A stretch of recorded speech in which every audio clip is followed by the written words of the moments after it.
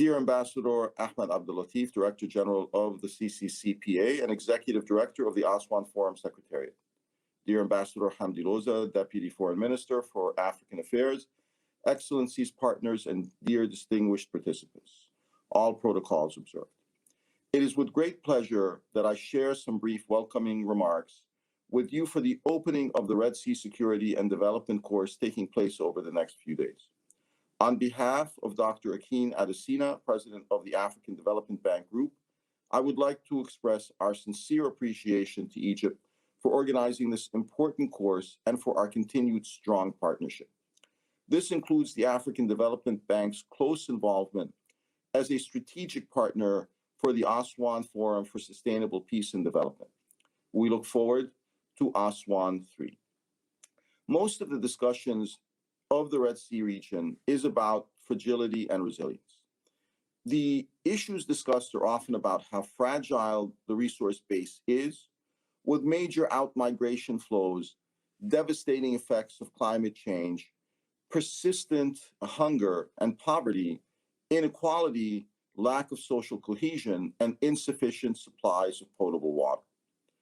This then leads to a discussion of resilience, namely how the people of the region have survived under very, very difficult circumstances through the centuries, adapted to harsh conditions, and share long and proud histories and civilizations that in some cases, the foundation and complex dynamics of these rich civilizations do cause conflict, do trigger new rounds of tension and suffering for some of the communities across the Horn.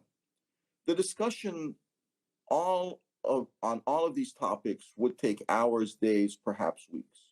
Therefore, the focus of my presentation today is not on these complex subjects, nor on the ongoing rivalries and conflicts that persist in the region.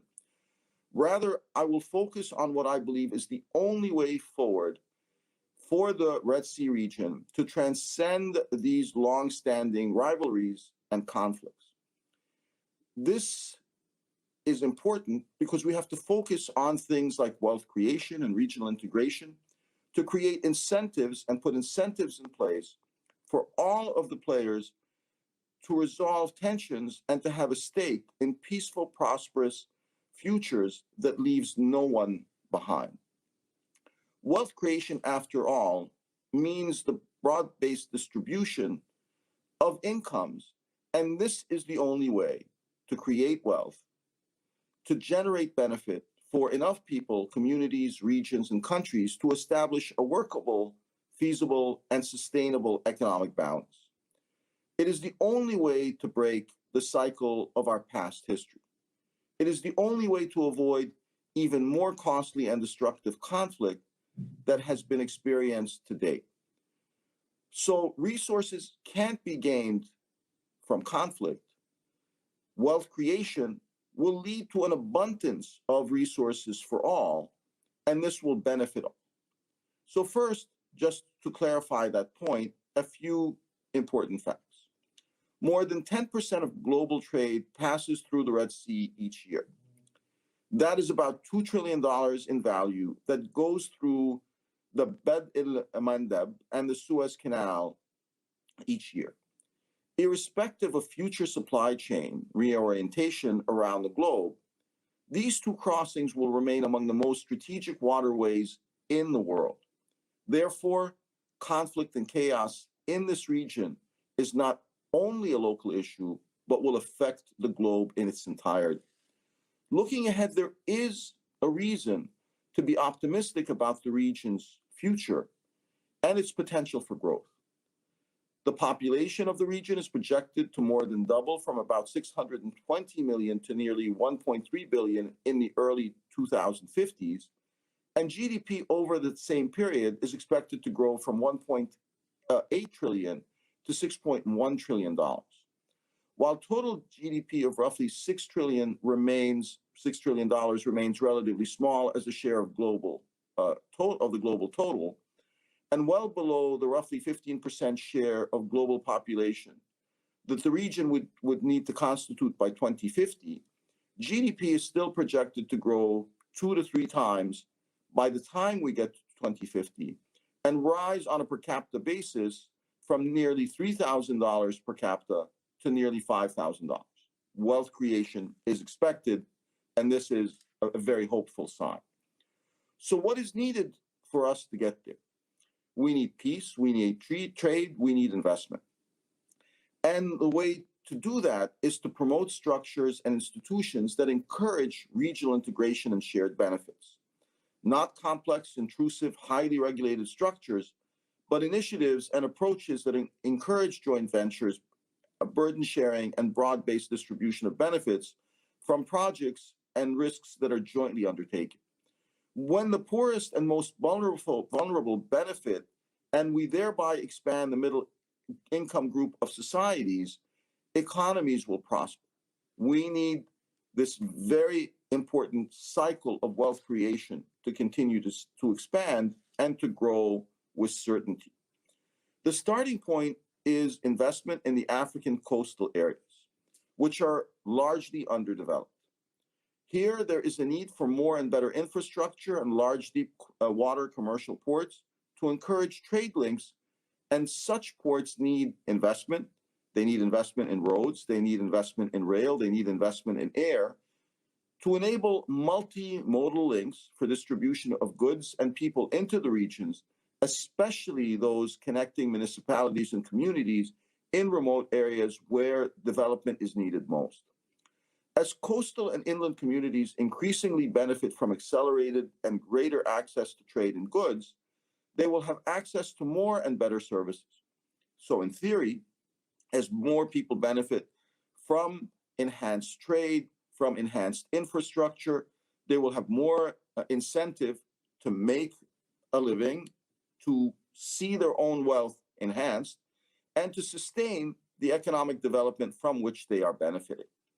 There will be mutual incentives for conflict prevention as a result, for peaceful conflict resolution, and more importantly, for sustaining peace. However, there is a clear threat. As the region's potential has already become apparent, we will also expect to see a lot of interest in the Red Sea area that may not necessarily benefit the region or may adversely affect one or two potential countries in the region as potential armed conflict comes to be, political instability comes to be, if there is an attempt to try and influence how these resources are going to be allocated in one way or the other. Hopefully, this will not happen. And I think if the Red Sea region works together to promote peace, to promote stability, to grow wealth as one cohesive whole, we should see prosperity paving the way for sharing resources rather than battling over what resources belong to whom. We don't want to see things as we saw in the past, like the piracy challenges faced more than a decade ago off the coast of Somalia. What we do want to see is international cooperation that encourages investment, infrastructure, and human capital development in countries like Somalia to avoid piracy in the future. So what we're looking to see is a way in which we can work to put into place principles and guidelines that we can establish by Red Sea countries themselves to develop feasible projects that will support development, where development finance institutions and private investors will invest in communities so poverty doesn't lead to things like piracy and the kind of things we've seen that we don't want to see again in the future. So the African Development Bank stands ready to support the region so that this potential can be reached, so the region's potential can be reached, and so that we can break the cycle of history and transcend the traditional discussion of fragility and instability in the region. So we can create wealth, grow GDP per capita, develop sustainable communities, develop prosperity for our communities that deserve nothing less. And I wish you, to close, insightful and fruitful exchanges on these topics. And I hope you can make the vision of prosperity for this region a reality, and that you can work together in your respective countries for the benefit not just of your own peoples, but for the peoples of the entire region. Thank you very much.